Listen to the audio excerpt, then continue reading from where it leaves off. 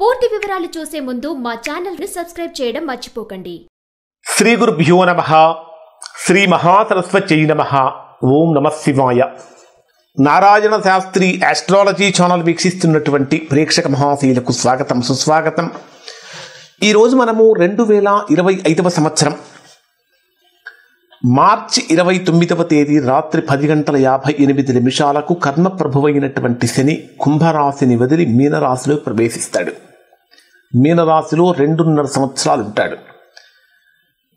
అంటే మీనరాశి సింహరాశి వారికి 8వ స్థానం అవుతుంది. అంటే ఈ 2.5 సంవత్సరాలు మార్చి 29వ తేదీ రాత్రి నుంచి 2.5 సంవత్సరాల పాటు సింహరాశి వారికి ఏ విధంగా ఉండబోతుంది, ఎటువంటి పరిహారాలు చేసుకోవాలి, ఎటువంటి జాగ్రత్తలు తీసుకోవాలి అనే విషయం తెలియజేస్తాను. ప్రధానంగా సింహరాశికి 8వ స్థానంలోకి శని ప్రవేశిస్తున్నాడు, 8th హౌస్.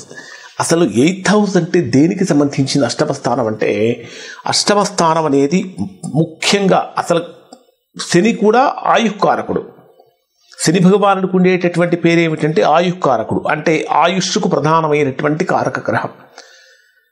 అటువంటి ఆయుష్కు ప్రధానమైనటువంటి కారక గ్రహమైనటువంటి శని భగవానుడు 8వ స్థానంలో ప్రవేశిస్తున్నాడు.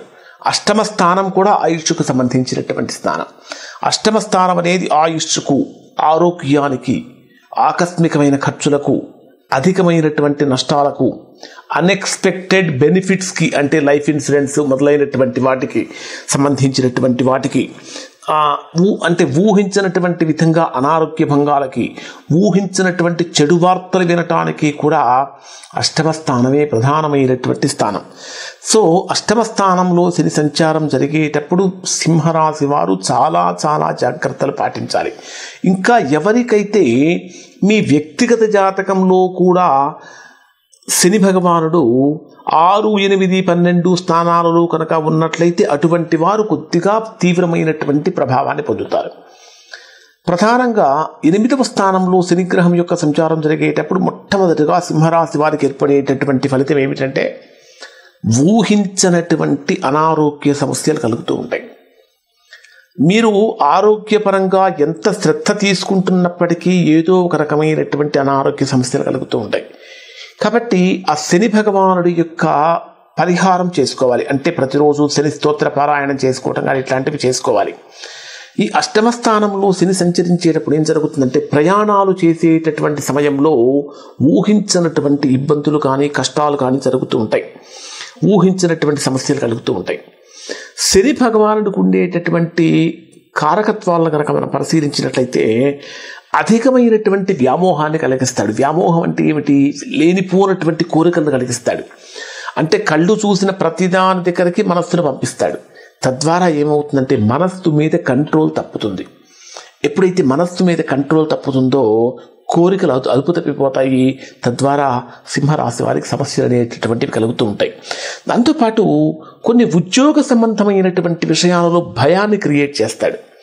కారణం ఏమిటంటే సింహరాశి వారికి 8వ స్థానంలో సంచరించేటటువంటి శని యొక్క తృతీయ వీక్షణం మీ జన్మరాశికి 10వ స్థానం మీద ఉంటుంది.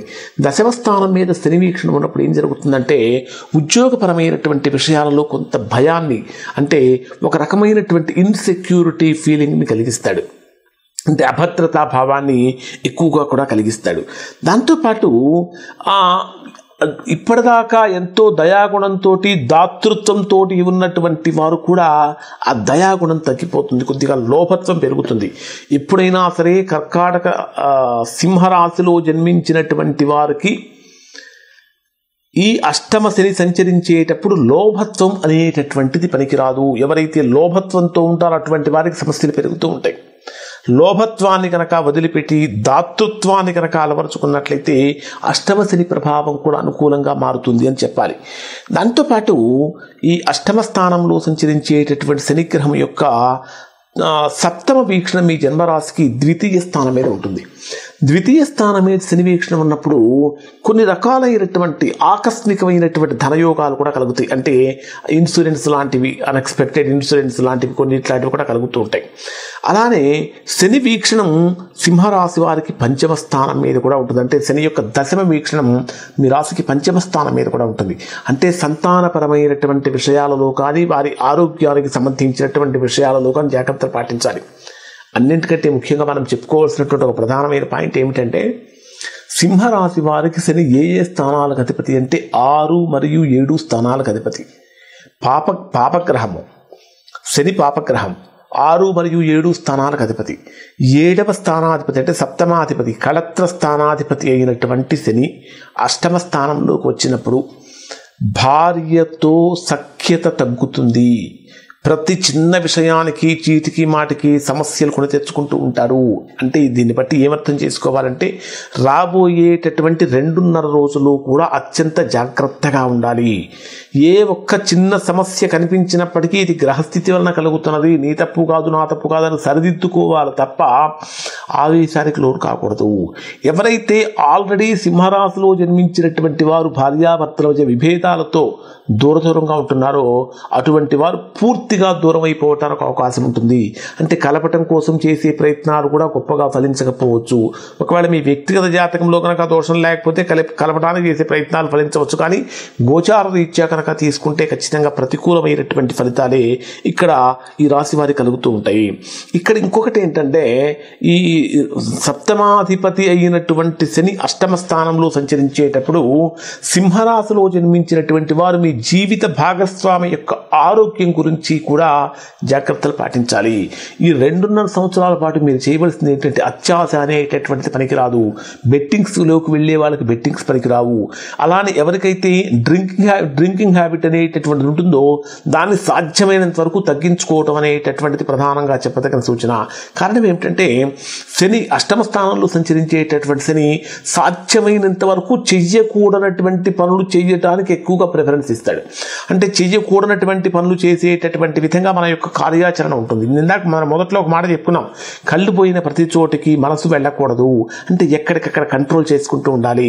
స్వయం క్రమశిక్షణ కనుక పాటించకపోయినట్లయితే అష్టమ స్థానంలో సంచరించేటటువంటి శనిగ్రహం యొక్క ప్రభావం సింహరాశి వారి మీద ఎక్కువగానే ఉంటుంది. ఎవరైతే ఇంకా తీవ్రమైనటువంటి సమస్యలతో బాధపడుతూ ఉన్నారో అటువంటి వారు ఖచ్చితంగా సింహరాశిలో జన్మించిన వారు ఒక్కసారి ఎప్పుడు కూడా నేను ఖచ్చితంగా చూపించుకోండి అని చెప్పను, కానీ ప్రస్తుతం అష్టమ శని ప్రారంభం అవుతున్నది కాబట్టి ఖచ్చితంగా ఒకసారి మీరు మీ వ్యక్తిగత జాతకాన్ని విశ్లేషణ చేయించుకొని అసలు దోషం ఎక్కడుందో తెలుసుకొని దానికి తగినటువంటి విధంగా దోష నివారణ కనుక చేయించుకుంటే చక్కగా సత్ఫలితాన్ని పొందుతారు. మీరు చేయవలసినటువంటి ఒక అద్భుతమైనటువంటి పరిహారం ఏమిటంటే నవగ్రహాలలో ఉన్న అంటే శివాలయంలో నవగ్రహాలు ఉంటాయి. ఆ నవగ్రహాల దగ్గరికి వెళ్ళి నవగ్రహాలలో శనిగ్రహం ఎదురుగా ఒక మట్టి ప్రమిదలో నువ్వుల నూనె వేసి దాంతో నలుపు రంగు వస్త్రంతో తయారు చేసినటువంటి ఒత్తిని తయారు చేసి 2 ఒత్తులు నలుపు రంగు వస్త్రంతో తయారు చేసినటువంటి 2 ఒత్తులను తయారు చేసి అక్కడ శని స్తోత్రాన్ని కనుక పారాయణ చేసినట్లయితే ఈ అష్టమ శని ప్రభావం అనేటటువంటి తగ్గుతుంది.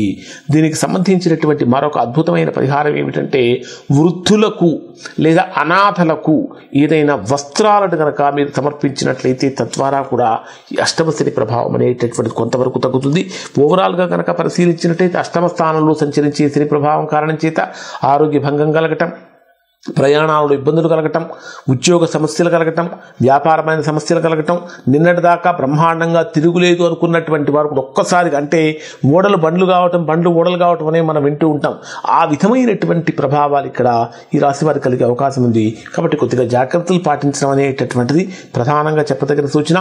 ఇది ఎవరిని కూడా భయపెట్టడానికి చెప్తున్నటువంటిది కాదు. మీ వ్యక్తిగత జాతకంలో ఏ రకమైన దోషాలు కనుక లేకపోతే దీనివల్ల కలిగే ఫలితం మీకు కేవలం ఒక 40-50% వరకు ఉంటుంది. వ్యక్తిగత జాతకంలో కనుక దోషం ఉంటే దీని యొక్క తీవ్రత ఇంకొంచెం పెరుగుతుంది. అటువంటి సందర్భంలో పరిహారాలు చేయించుకోండి. శుభం.